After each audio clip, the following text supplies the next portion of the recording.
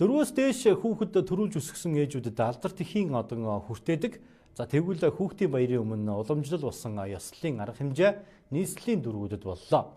За төлөөлөл болгон Чингэлтэй дүргээс мэдээлэл бэлтгэлээ. За 300 ээжид алдарт эхийн 1-2 дугаар одон гардууллаа.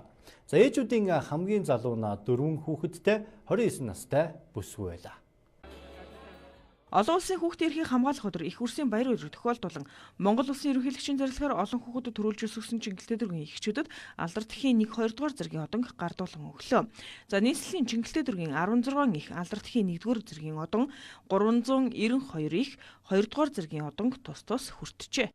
Анхны хүүхэд одоо 15-тай 5 хүрэх гэж байгаа. Одоо баг нь 5 сартай. Бүх ээж нартаа, өрсүүдтэй бүгдэнд нь их үрсийн баярын мэнд хүргэе. Бүх ээжүүдээ хүүхдүүдтэй